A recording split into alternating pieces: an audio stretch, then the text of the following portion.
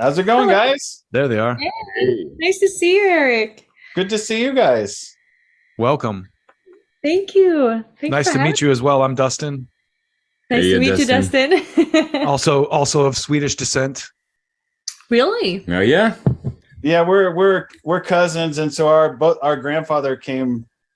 You and I we've three of us have talked about it. Came from Sweden. Our grandfather did. Göteborg.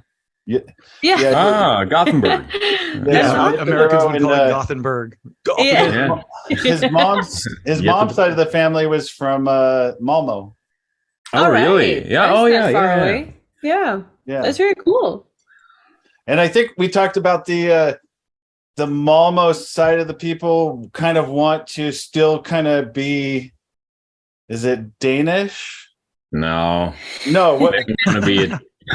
You guys have to I educate don't us. think we can speak for everyone, but I they were talking about how they have a festival where they dig the shovels into the ground and yeah. Well, I believe that's the The rest of Sweden. yeah, those from Stockholm drive down Yeah. to Malmo to dig. Yeah. to separate them from them. Yeah, Yeah, it's a yeah. fun joke. Yeah. Super fun. It is Oh my fun, god, yes.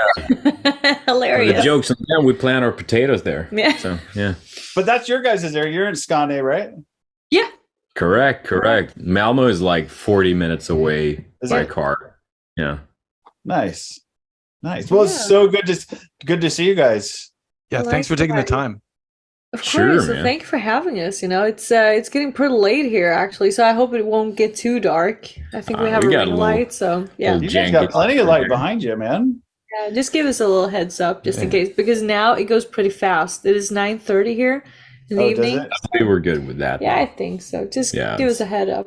Well, hopefully you're drinking some wine and not water, and so it'll make it go. Everything will go a little smoother. And It's good water. oh, okay. I don't drink. Well, it's too early for me to drink because it's only 12. Well, it's 1:30 here, so Oh shit! Yeah.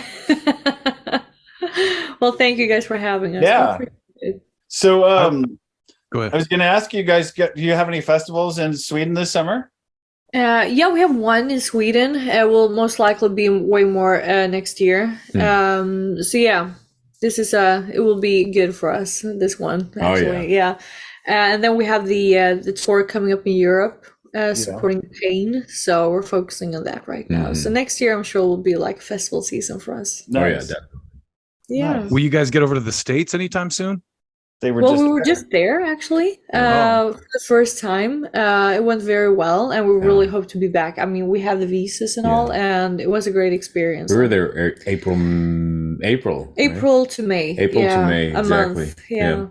And sure, I mean, we're aiming to come back as soon as possible, so keep your eyes open, dude, at the tour tab on the Eleine.com. Yeah, where you're located, by the way. You're I'm in the different- LA area.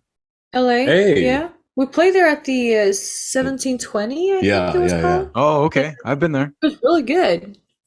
And I was going to mention, I did not make it to a show. It killed me, but I was going through some serious personal stuff, divorce. Eric. So Oh, the closest show to me was Denver, so it was like an 8-hour drive.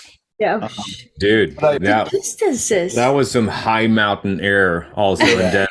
Jesus. Everyone was like, fuck me, I got cotton mouth. It's crazy. Yeah. Oh, I'm sitting here smoking weed on stream, so I'm in California. It's like I smoke my There you stuff go. everywhere I go. Yeah, high mountaineer, man. Speaking about cotton mouth, dude. So I wanted to ask you, as far as the United States tour how did it go? I mean, did you feel like you saw a lot of the Legion there, and then you introduced a lot of people to the Legion? Oh, And yeah. Both. Definitely both Sure. of those Nice. things. Nice. And we had people that have been waiting for like years to see us, supporting on Patreon and whatnot, and just sticking in there, hoping like one day. Yeah. And then we just dropped that, and they were like, oh my God. So it was really, really great to meet those that you had contact with for so many years. Yeah, and that has Yeah. been supporting us that much. Exactly. Also, and being such a big part of making it even possible to do the North American tour. Yeah, I So- mean, like next year, we're celebrating a decade of Eleine. And so like we're fairly still quite considered a young band as such. And just the massive support we've had for years is amazing. We're so grateful to everyone that supports Eleine. Without our fans, without our Eleine Legion, there would be no Eleine. So I was quality first music, introduced to you guys in 2018. You guys played at the Sabaton Open Air, and that's when I like fell in love with you, and I started contacting you, sent you some of my pictures from the show, and we just like we've stayed in constant contact since then. And every time you have an album out, we do an interview. I do, it's all I can do to just promote you guys here in the States. Truly appreciate it. That can make all the difference also, and to us it means a lot. So thank you very much, Eric. As always. As far as the States go, was this your first time in the States? Yes. Correct. So what did you have any time to like immerse yourself into a little bit of the culture of the US? Barely. Yeah. Culture of the US. Well, I mean, it's so much different culture, you know what I mean? It is insanely different in so many ways, I gotta say. But we did 23 gigs over 25 days, and the distances between the gigs were long. But I do know that we had 2 travel days, so it wasn't really days off, but we had travel days. And we got to experience Walmart in New Orleans, at 7, 8 p.m. in the evening. That was real interesting. I can tell you. That's American culture. That's great. So that is funny. The funny part about that is I was just going to ask you, was there any part of the US that you were excited about? Like just little things like seeing nerds or nerds candy or going to a Target or a Walmart. And that's when you just mentioned. Actually, it's funny that you mentioned like seeing nerds because he's talking about the candy. So I am very much into like ever since I was a kid, like American pop culture. It was always around me. I watched like international TV at home, and so it was fun to see those candies and whatnot, real life and everything. Yeah, it's super cool. But like for the we like as Madeleine said, we didn't have time to go out to explore stuff. So being in LA was really cool because I saw a lot of where they filmed Terminator 2. Yeah. Oh yeah. That's pretty cool. The mall that they shot that at, they tore down. But yeah. I mean the canals and stuff like that, the LA River, as it's called. Let's go. Reload the shot with one hand. Get down. That was before he became governor too. Oh yeah, way before.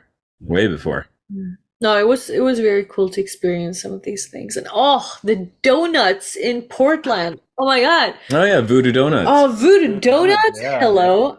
It's almost like I'm grateful they're not around the area here because that would be dangerous.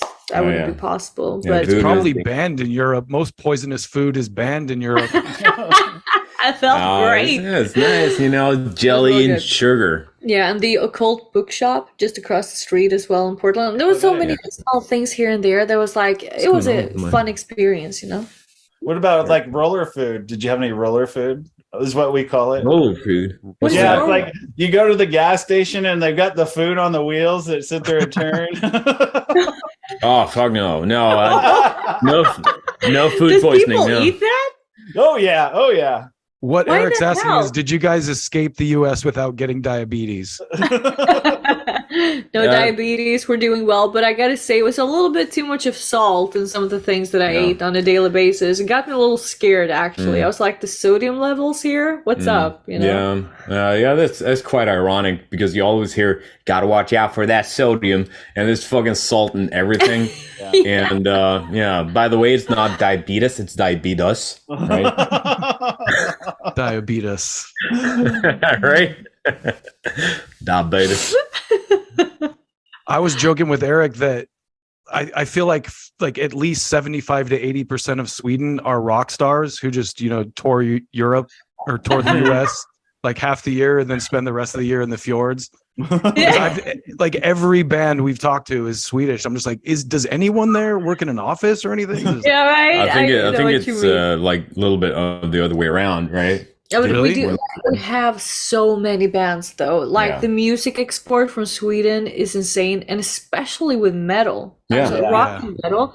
And it's just such a weird thing that we have such a huge export, but then the actual scene in the country isn't that big. Mm. It is just like if Swedes don't really appreciate what they have until it's too late, you know, when it's like, ooh, it's arenas and Sweden Rock Festival, then they're going out, you know.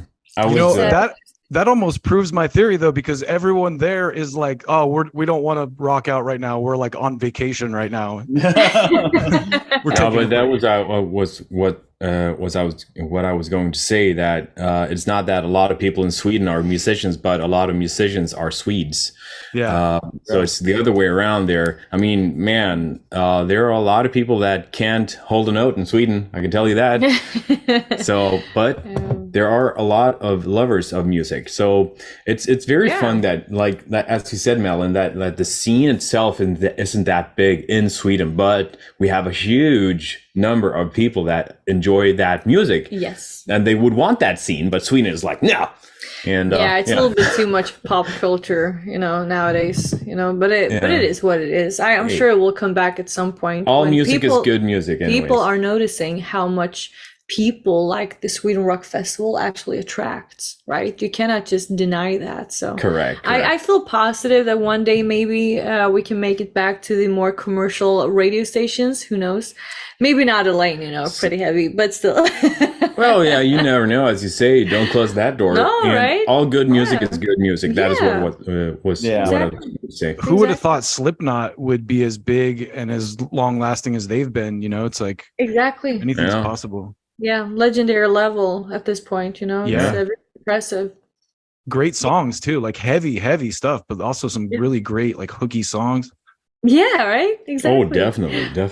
Exactly. Dustin just talked to yesterday. Was it who was you talked to yesterday? Oh, Typo Negative. You guys ever heard of Typo Yeah. Negative? Yeah, Oh, yeah. Yeah, the guitar player from Typo Negative, Kenny Hickey, he has a band with the guys from Crowbar. It's really cool, like sludgy, doomy type stuff, but with melodic voice, you know, not the barking. Really? What's the name of the band, Yeah. by the way? It's called I Am, EYEAM, and they just put one song out, but they're working. And it's funny you mentioned New Orleans because that's where the Crowbar guys are from. And Oh, the kid really? is from New York, so they're kind of like New Orleans meets New Orleans Yeah. type thing. Very cool. Gonna look it up, actually. And then Sounds he talked to the guy from Enforcer, another Swedish. Oh yeah, Ola. Yeah. That's why I was talking about everyone in Sweden's a rock star, because I talked to Olaf from Enforcer, Yeah. and he's been doing it for 20 years, and I just Yeah. heard of that band. They're great. Yeah. We have shitloads of great bands. That is Yeah. the thing. We're super proud. You I know? believe there must be something in the water, man. Yeah. Yeah. Swedish veins. Yeah, that's why, you know, Water. taking it. Drink the water. Hey, I'm representing my Swedish brother Hokoff. Yeah, Hulkov. Yeah. Super great. It's not just metal too. Like there's a lot of other good stuff that comes out of Sweden. The Knife, like a really popular electronica band, and Yeah. Refused. Friggin' ABBA. Yeah, ABBA. Of ABBA, course. yeah. Hives as well, you know. The there's Hives. Many good bands. The Cardigans. Yeah, exactly. Sweaters, t-shirts, Yeah. jackets. Who's the Ski Muffs. who's the guy that just did the was it E-Type? Yeah, He just E-Type. did the metal band. Yeah. Yeah. Dustin, you got to look up E-Type, man. He's like this total pop dude, and he just came out with a metal album a couple years ago. He's actually a total metal dude. Yeah, he is, but he is the 90s, you know. He is the 90s. He represents the 90s for us. Yeah. It's insane, actually. Like this lyric has stuck with me since the 90s. Something's holding me back like a wild boar attack. Yeah. It should be there by I'm not. You know? He's a legend. Brilliant. Oh, yeah. So you That's guys just amazing. finished a European tour with Camelot too. How was that? Yeah, that's right. That was just before the North American Yeah. tour. Yeah, it was like 2 weeks prior. Yeah. And in between we filmed a music video. And waited for our visas. Oh my god. And So yeah, who was singing female vocals for Tommy in the Camelot set? This round here right now, it is Melissa Bonney. Oh, okay. Oh, that's right. It's Melissa. Yeah. Yeah. And you had Myrith on there with you too.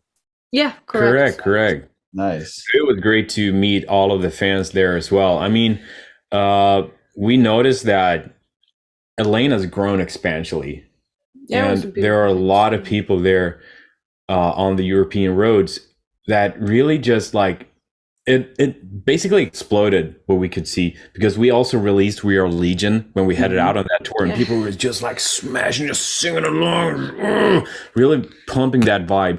And that's a beautiful thing to see, that people find so much unity and community within what we bring and put out there. It's just so empowering also. Man, I'm so grateful. And then I can't go without mentioning probably a huge thing for you guys was opening up for Nightwish in Stockholm, right? Of course. Yeah. We had the pleasure to be invited as special guest. We had Art Nation opening the evening, and I gotta say, one thing that was very beautiful to see, especially in Sweden also, where people like to pre-party a lot, it is a thing. All Swedes hearing this, you know what I mean, and you're like, pre-party and let's go for the headliner.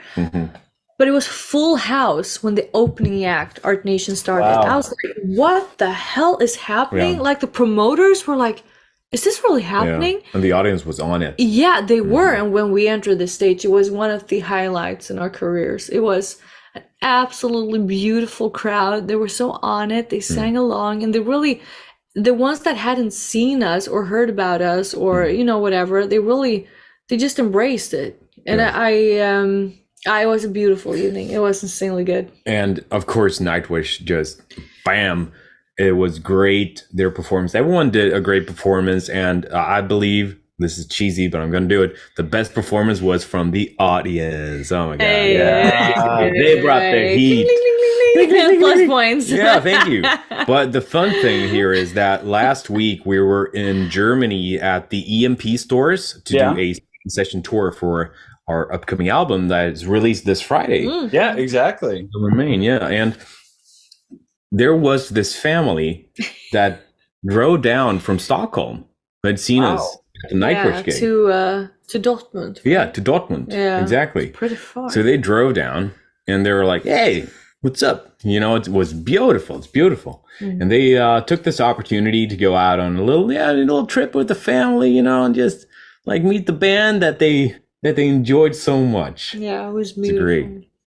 I've got to believe though that you guys have been influenced by Nightwish quite a bit, right? Honestly, no. I have actually never really listened to Nightwish. No. I remember I heard Over the Hills and Far Away when I was 13. Yeah. Then I fell into Dimmu Borgir, black death metal, and that has been my way, So no, actually, I have never actually listened to symphonic metal. Wow. Our influences when it comes to symphonic like arrangements and that kind of style is completely from movies and soundtracks. We are big fans of Hans Zimmer, for an example. Exactly. Yeah.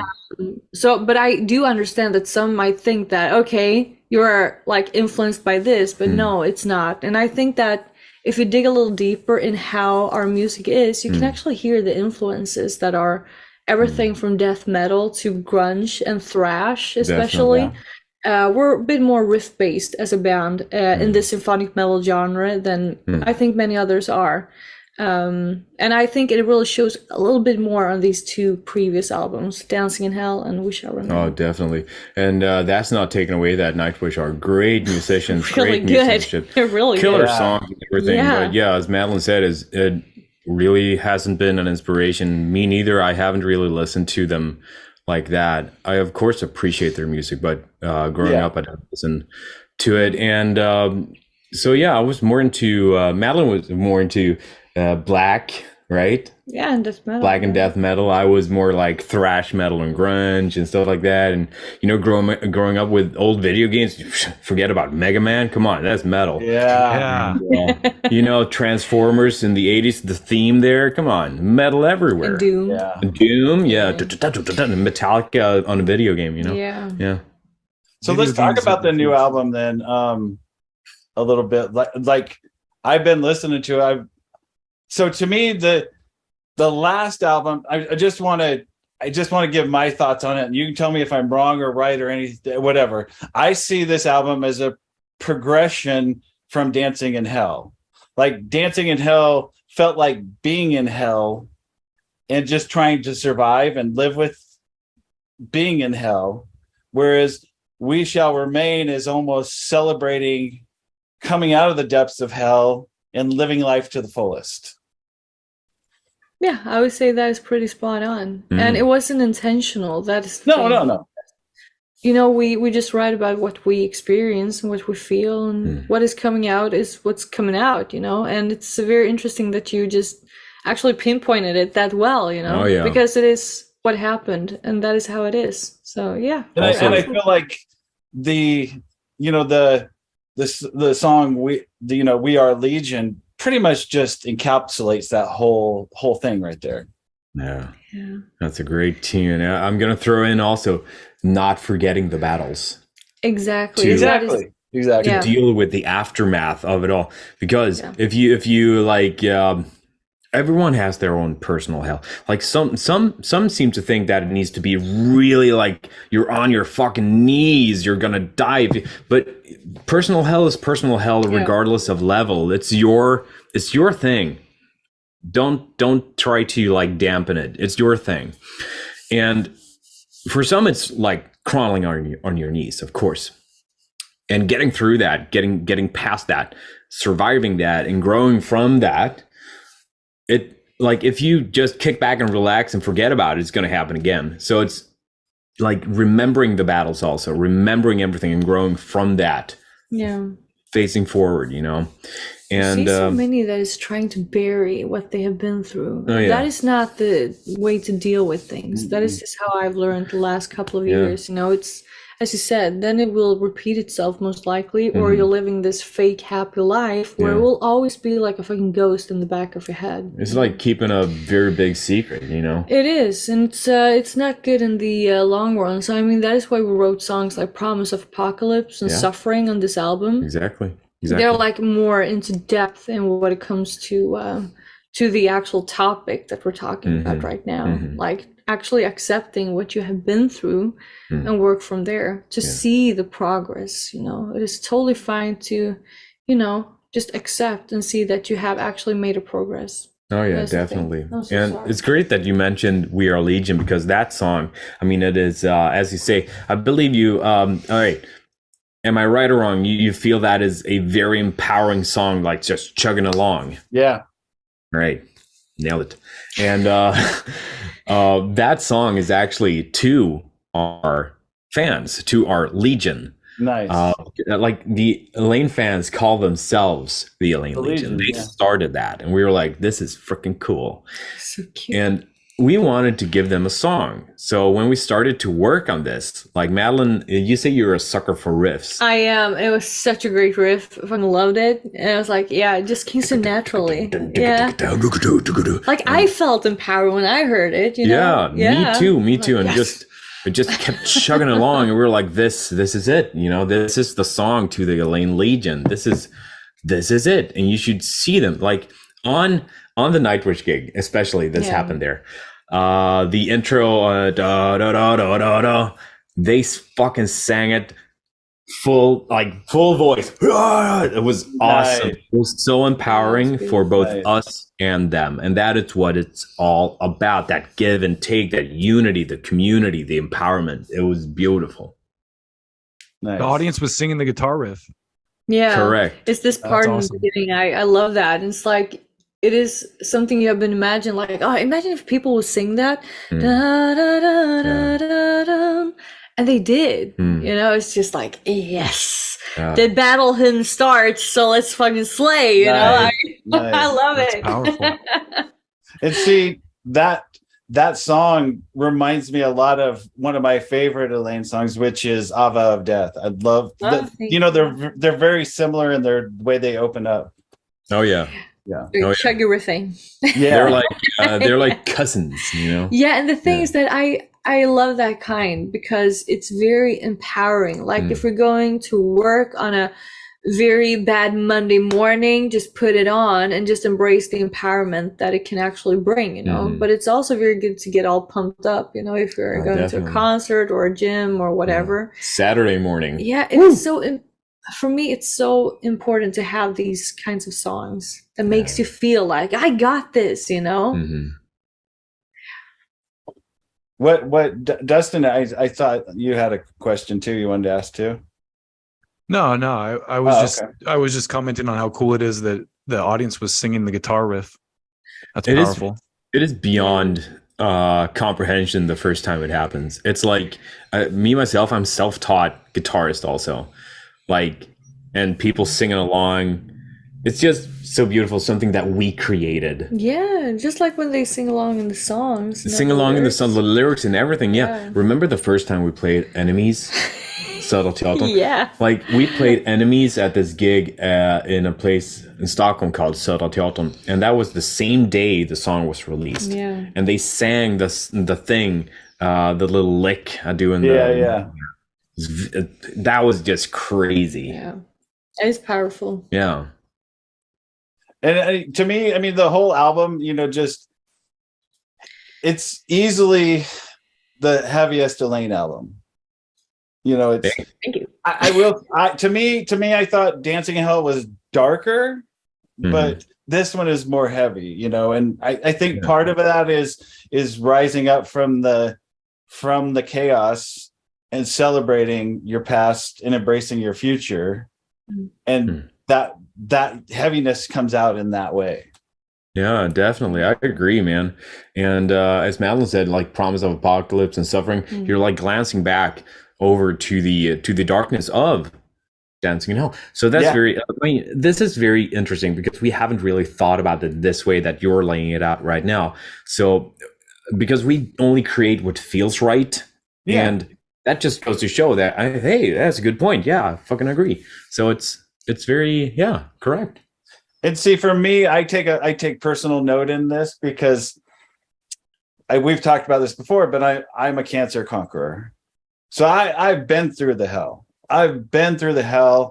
And part of going through the hell is after you come out of the hell, you look back at the hell and you leave it behind, but you don't forget it, but you embrace the future and you learn to live every day like it's your last. Yeah. That is the world we knew transition there from Dancing in Hell. Yeah. It's beautiful. Yeah. It's beautifully laid out. And we're happy with this, man. You know, you just have to go one day at a time, and tomorrow's not promised. No, right? Exactly. You know, so you can't say that. And so like a song like Through the Mist, love that song, man. I just love. Thank you. Just such it's also like a reminder of the unity, you know, that it's so very important to just keep continuing forward. You know, some days it is insanely hard, very, very hard to see, even if there is a bright light somewhere, you know, but it is just so important to have these kinds of songs that keeps you going, you know, like a reminder. Definitely. Yeah. So I was listening to or I was reading an interview with you, Rikard, and it was talking about how you were just not too long ago, or well, I might have been a little bit longer, but you were diagnosed with ADHD.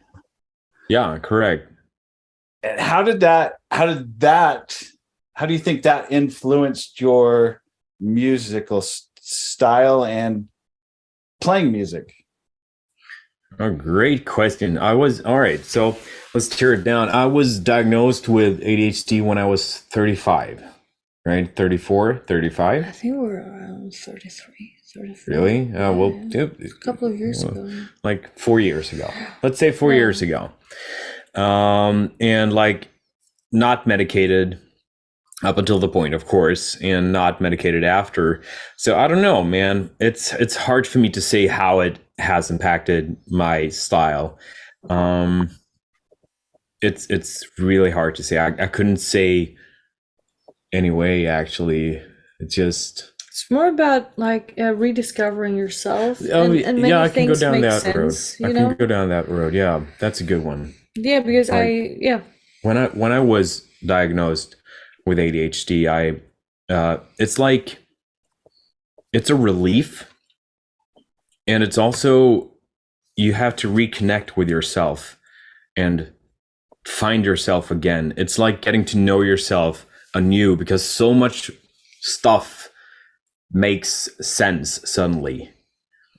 It's like all of those times people are like, so ADHD, there are those that don't have the hyper thing and they still call it ADHD, but I really have the hyper thing. No, that is called ADD. No. No, it's true. It's true. I know ADD and I know ADHD without the hyper itch. It's another genre of it. So anyways, I really have hyper.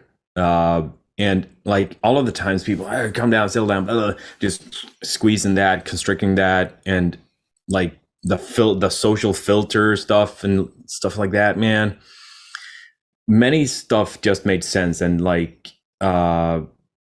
it's a lot deeper than many talk about. Like it's about the body dysmorphia and stuff like that. I had anorexia, battled through that with undiagnosed ADHD, had no idea what was going on. So like, and also being denied by other people, you know, also being denied, actually not being accepted, and them confirming or acknowledging most of all who you are as a person, you know. Like there's nothing to be ashamed of if you have a diagnosis. That is the thing, you know. It's something that is an explanation of why you are you and how you are functioning as a human being. And if there is some help to receive, that is great, you know. It really comes down to okay, this is me and this is how I work. It's not an excuse, it's a reason. And right? If you find something that is over and over and over again hard for you to do in association with others, if you need them, you know, you need to find a way to work around it. You know, you need to work on yourself also. So it's not like an open road. You can do the ADHD thing. No. You need to like, all right, I got to learn this. This is not acceptable. All right, why? I understand why. Let's work on that. It made it better for us to work with each other also, because now we understood, you know, all the things, and I got some tools as well. I learned a lot about your diagnosis. Definitely. And we found ways to work, you know, together. So it did help a lot. Yeah, and like seeing how it has affected my style of creating, I have no idea. I've always created the same way I've always I think done. You've just continued, but maybe I would say that it has been with a little bit more of a self-confidence actually in the past years actually. Yeah, I've landed a lot. Yeah. I've spent so many years masking. So even after the diagnosis, I still held on to that insecurity of keeping the mask. And but with music, with creating, it's always been with going with the flow. Really, really just going with the flow wherever it takes me, man. And as you can know, Madeleine really knows what she's talking about also. Isn't it amazing though, once you find it out, the pieces start to come together and they go into the spot and you go, oh, that's why this happens. That's why I do this. Now it all makes sense. You know, it's like you start. You might be hyper focused because of that condition on like how you write riffs or something. It's interesting because it could be a big part of what makes you unique as an artist, in the same way that like Tony Iommi cut his finger off, you know, and that's what gave him his unique guitar style. Yeah, like definitely the hyper focus thing, and also like it goes to the extent. Maybe that's why, Madeleine. So when I write riffs, right, I just go with the flow, hyper focus with it. So I'm loads better than I actually am at that moment, and I create something that's this is kick ass, and I record it, and all right, I leave, I love it, and then I come back and I'm like, how the fuck am I supposed to play this? I have no idea. I'm sorry for laughing, but it has happened so often. He's like, how the hell am I playing this? And he has to like relearn what he has created. I love that. Some stuff is beyond my capability even. I'm like, how the fuck, I need to start practicing, which I never do anyways. But I was leaning into this because you might have noticed that Madeleine seems to talk about she seems to know a lot about this subject and also getting diagnosis. And you have something also there. You have a question for me? No, I want to lift forward that I have a diagnosis. I got my diagnosis late in life, and it's been rough. It's been hard. And Madeleine also has something to share there. Yeah, well, it is because I got my diagnosis last year. I was searching for help in 2021, I believe. I was severely depressed, and that was even before the pandemic. And I basically called for help because I couldn't see any future anymore. I just said that, I'm sorry, guys, you gotta help me. I don't know. I cannot deal with life anymore. I have so much to live for. I have beautiful fans, beautiful family. I have everything, you know, but I suffered from a very traumatic experience back in 2019, and I just couldn't get away from it. You know, I couldn't get up on my feet, and I searched for help, and it was very interesting. I searched for help because I couldn't deal with life anymore myself, and I came out on the other side with a diagnosis that was apparently very obvious to the professional people. So I got the high functional autism, and as you said, Eric, what was it that you said? Something about accepting and so many things making sense. Pieces come together, you know, that you go, oh, this makes sense why I do this. And exactly. It totally makes sense. I was severely bullied in school, and I have made peace with it. I will never accept it, but I know why. That is the thing. Before I had no idea, but now I know why. I just want to be quiet and be on my own. But people who are insecure, they cannot handle silence. That is the thing. And so much just made sense. And in this year, from the diagnosis until now, I just noticed how much I have learned about myself, but also life in general. It has been massive. It's very interesting. And I don't mean, the reason I brought this up with you, Rikard, is because I know that you've been strong about it. And so to me, it's important that I love to hear the story, and I love for everybody to hear the story, because then they might not be afraid to deal with it themselves. You know what I mean? It's easier to deal with if you know somebody or somebody you love, like, I love this person's music, and look, they deal with this. I can deal with it. You know what I mean? And the same with you, Madeleine. Now hearing that, it's like there might be people out there that hear this that go, wow, if they can do this, I can do it. You know what I mean? It's a part of reality. I appreciate you seeing that and lifting that. I actually appreciate feeling seen. In this interview at that specific topic. And it's an important thing, because many with both autism and ADHD goes into this locked position where, for ADHD, time blindness is a scary thing, man. It's so scary. Like, if I have nothing to do and you're not around, hours can go by and I have no idea what has happened. Yeah. Literally, it's so scary. Yeah.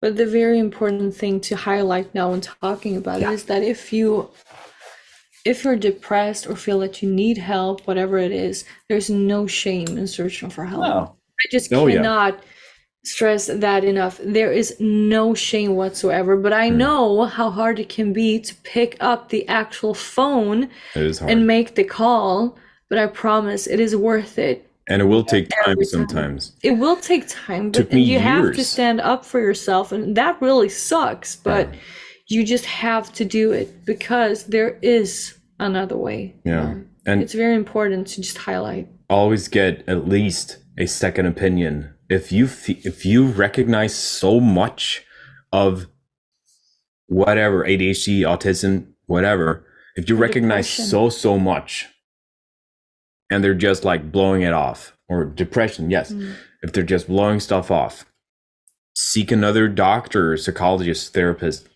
and just go over and over, because if you feel something is wrong, my friend. Or it doesn't have to be wrong. Something's up, you know.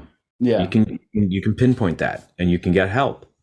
And you said it right there. There's nothing wrong, because there's nothing wrong with the way you're feeling. It's just it's just something that there is that can be help you feel better. Yeah. And I'm just grateful that we're living in 2023 where people are receiving diagnosis. Apparently it's very hard to, like my diagnosis is very common, that women in particular are very good at masking this, when men in general are a little bit more obvious when it comes to it. Apparently, I had no idea. But it is a beautiful thing that we're actually living in this time where there's so much knowledge, because I know that there's people looking at this interview right now that will say that, but everyone has a little bit of ADHD. I mean, everyone has something. God. No, that is very ignorant to say, my friend. And it's very important to just pinpoint that they have studied so much money and time has gone into studying these things. It is important for us. It really makes sense to us whenever we get a diagnosis. It explains us. And therefore I can actually tell others that it's not an excuse that I have this, but it's a reason, and I will do my best. You know, I will always do my best.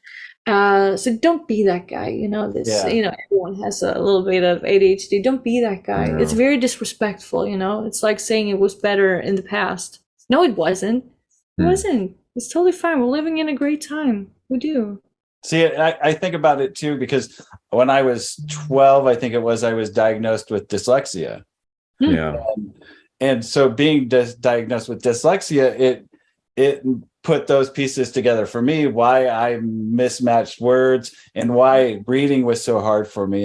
And so it kind of shaped me into a more artistic place, because I had such a hard time on that linear level of being like arithmetic and science and all that kind of stuff, that I shifted it to more to an art based, where I could use my natural mind and my creativity to enhance what I wanted. And that's kind of the reason I got to where I am now, is because I realized that it was going to be a lot of work, and everything I do is a lot of work, but being artistic and photographing animals and photographing concerts and stuff, it gives me that outlet where I can be successful. Yeah. Right. And I got to ask, Eric, like before you got the actual diagnosis, how many times did you feel stupid? Oh, right? All the time. I have felt stupid for 32 years. I've heard so many bad things about myself, and I've doubted myself so insanely much. And in 1 year, I felt that I've been kind of landing in who I am.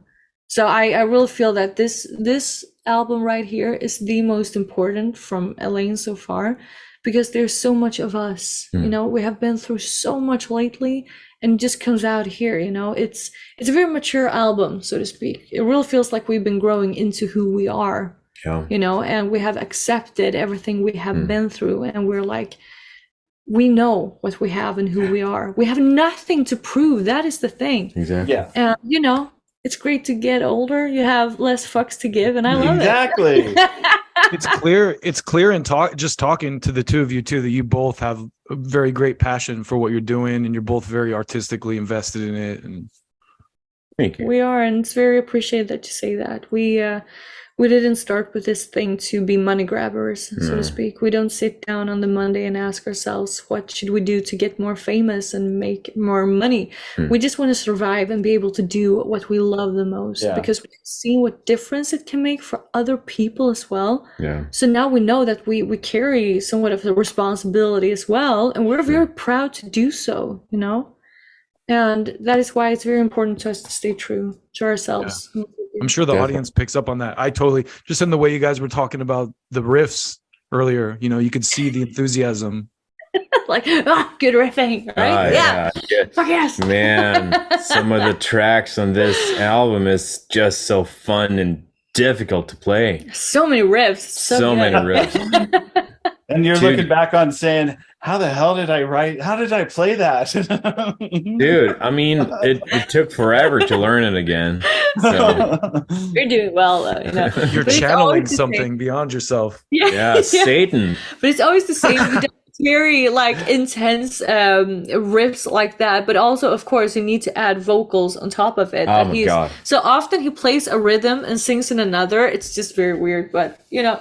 It's your own fault, but I love that. it. I've done that so many times. It's ridiculous. It is ridiculous. It happened like the latest was actually on both Through the Mist and Never Forget. So we played Never Forget and We Are Legion on the North American tour.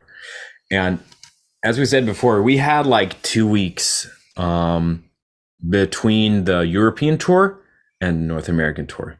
So we landed exhausted and we recorded a music video. In the meantime, during those 2 weeks and during those during the last week, I gotta hunker down. I gotta rehearse this song. So I was like playing it. Yeah, I remember it. No problem. And then, all right, I'm gonna sing, and I sing in a different rhythm. Oh, great.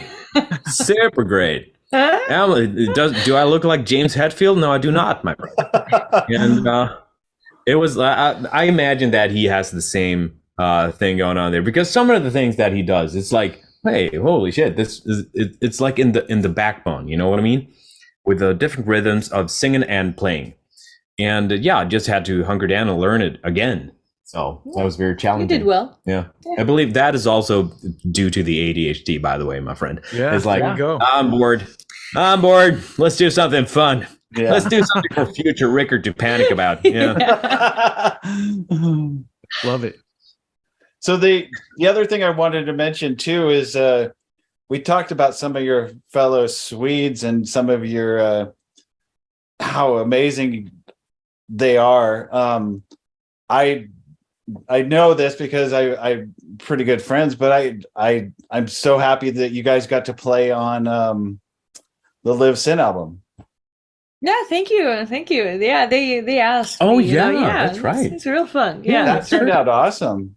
Yeah, thank you. I'm very happy with it. Yeah.